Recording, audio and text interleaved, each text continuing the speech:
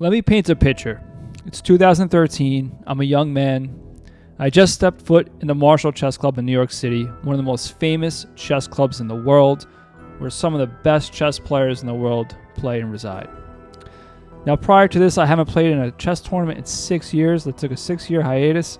And before that, the 6 years, I only played in 2 tournaments to begin with, and I only had a rating of 1600, which is not incredibly high. It's about average. But in that 6 years, I was lurking in the shadows, refining my art, refining my skill. I estimated my rating to be about 2200, give or take. At least that's what my assessment was in my mind. And I wanted to prove that and come onto the chess scene, and I wanted to really solidify myself as a real chess player.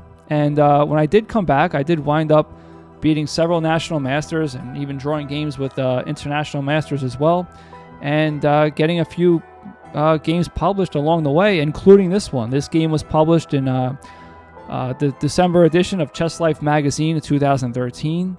It was analyzed by Grandmaster Lev Albert, a former U.S. chess champion numerous times over again, as well as Grandmaster Roman Zinzishvili, who was, I believe, top 10 in the world in his prime. Anyway, this game was played against the late Edward Kopiecki. Edward Kopiecki sadly passed away a few years ago, but he was a great chess player. His peak rating was about 2200. At the time of this game, it was rated 2000, and he was a very well-respected player and a well-respected member of the Marshall Chess Club. We're both very attacking, aggressive, and creative players, and this led to a really interesting game. And there's no surprise why this won Game of the Month. All right, let's get into it. Okay. I'll leave the evaluation bar up for you guys so you guys can see what's going on in the game. But I'm going to explain all the moves here, okay? So we have e4, e5, and this is the Italian game. I'm sure you guys have seen this. This is extremely common, maybe the most common chess position. It's played through beginner all the way to the intermediate and advanced levels of chess. And actually, I know it in and out pretty much. It's my wheelhouse, so I was very happy to get this position early on. Okay, I played a2. A lot of players might be wondering what's the deal with a2, and it's not really necessary. I could play bishop e3 here. The reason why I played a2 is because I don't want to get my bishop trapped. If, let's say he plays knight a5 here, now I can play bishop a2, and I don't have to give up the knight for bishop. In this position, you want to preserve the bishop because it's on a good diagonal. Anyway, he played bishop g4, a little premature. I could just kick the bishop out here, and if he goes back and tries to maintain the pin, I could always kick it out. Remember, I'm not weakening my king side because my king's still in the center. I have the option to go queen side here. That's the big. That detail is very big. If my king was already over there, I wouldn't be able to really get away with that probably. Okay, so I played h3 here, and my opponent goes back to e6. Now, in this position, I don't want to take. This actually improves his position. It opens up his f-file when he castles, and he has a pawn covering good squares. So here I just put my knight on d5, and here he surprised me with knight e7. I don't usually see this move, but here the queen is no longer, this interrupts the connection of the queen-knight. So when I take, he's got double his pawns, which he saw this. He thought it was good for him. I thought it was good for me. So I went along with it, and he took.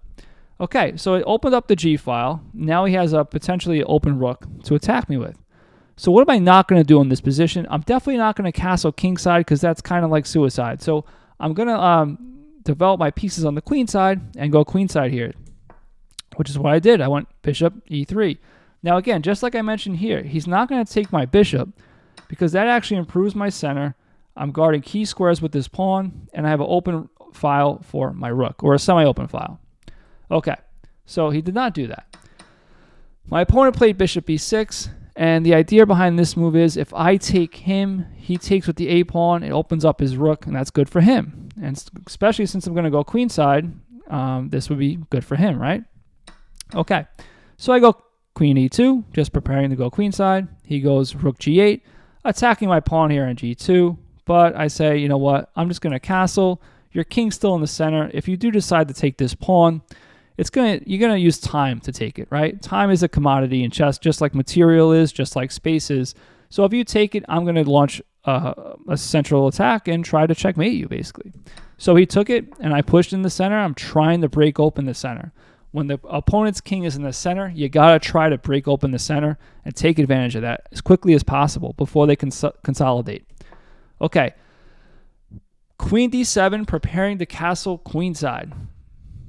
In this position, I played d5, and this move actually forces my opponent to take my pawn. Now, why did I force my opponent to take my pawn, you might be asking? That sounds silly, right? Well, let's look a little bit further. So let's just try to evaluate this. So my opponent has to take my pawn, so I'm giving up 2 pawns now, or else he loses the bishop. Okay, so what was my idea? My idea was to play bishop takes b6, which I just said before I wouldn't do because it opens up my opponent's rook on the a file, and that's where my king is, right? That's horrible, right? Well, hold on. After he takes, I had a specific idea here. And this is why chess is hard, because there's a lot of principles in chess, but then you have to know at a certain level to get better, to know when to just take those principles, push them aside, and just pretty much gear more towards specifics, like the situation at hand. This specific chess position is different, slightly different than a general one, let's say. And in this specific position, I can do A, B, or C, right? Anyway, my idea was I played queen e3. The idea behind queen e3 is if he just castles or plays a random move, I have bishop f1 now. And I'm attacking the rook, and if the rook moves, I have the rook and the bishop attacking here, and I win a piece. My second idea behind queen e3 is I have a discovery on the bishop now. The bishop's defended once, but when I move my knight, it's going to be attacked twice.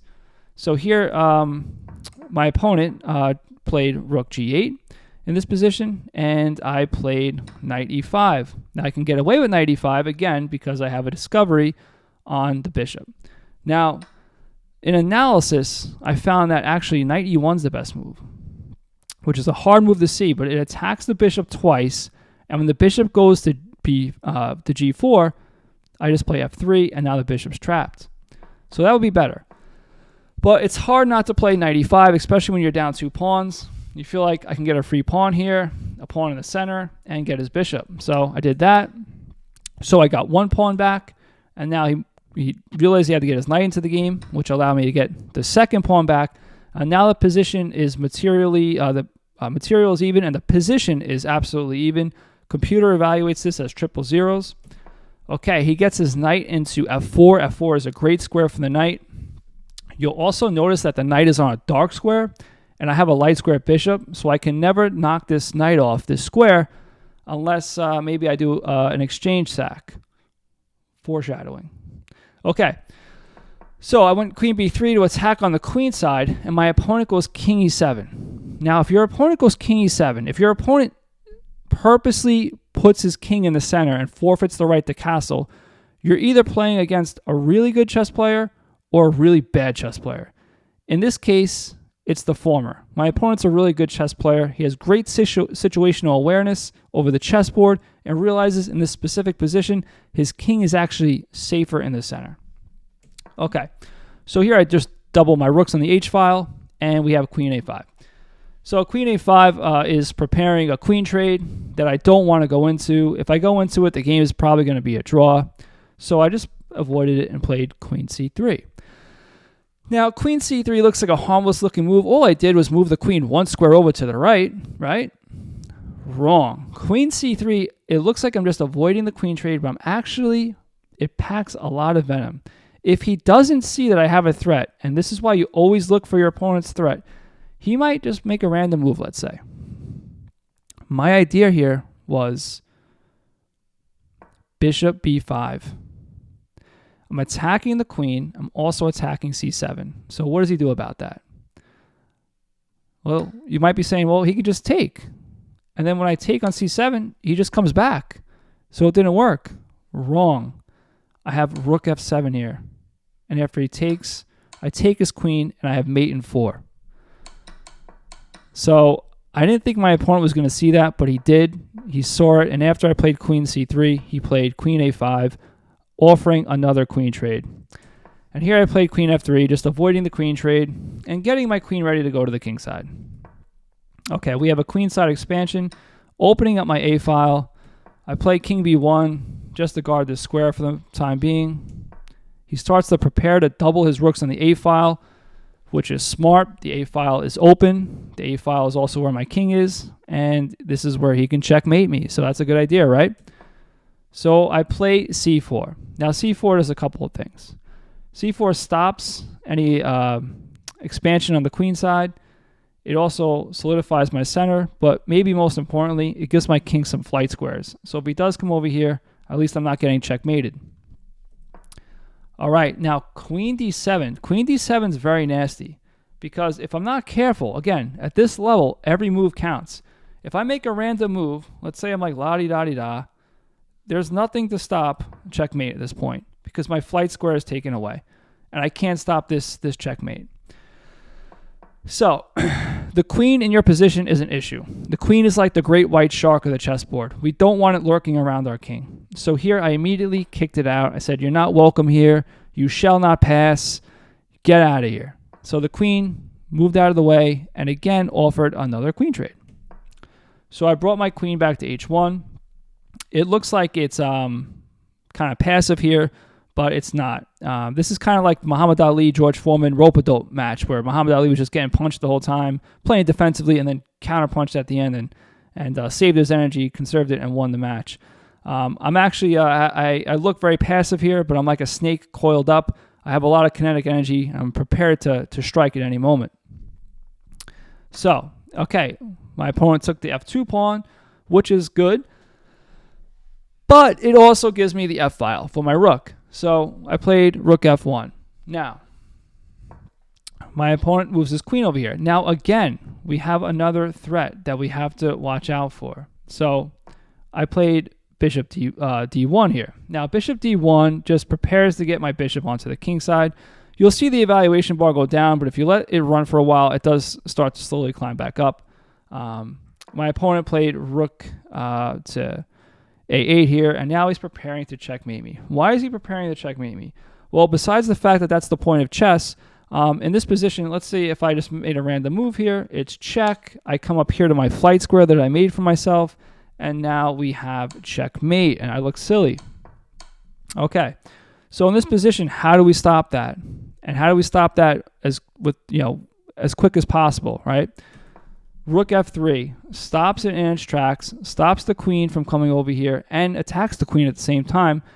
So we kind of maintain some type of initiative, right? Okay, he throws in an in-between move. He does not move his queen away. He checks me. I come to my flight square, and then he moves his queen back to g6. And here at this point, I start to counterattack. I play queen h4 check, and after queen f6, we trade queens, and the game is even. That's what should have happened. However, after queen h4, my opponent played king d7, and I'm sure if you don't see the actual tactic, you see the evaluation bar.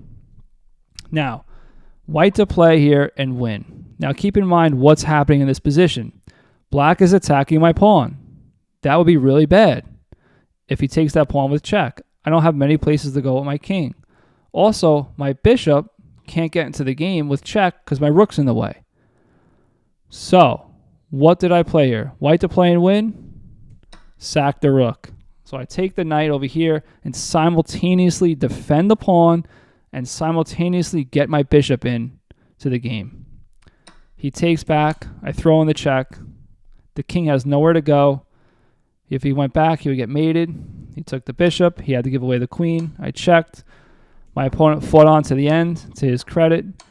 And after rook f7, we have checkmate. All right, guys, I hope you enjoyed that game. And don't worry, Edward Kopiecki got revenge on me. He beat me a couple of times after this. We had a lot of great games together.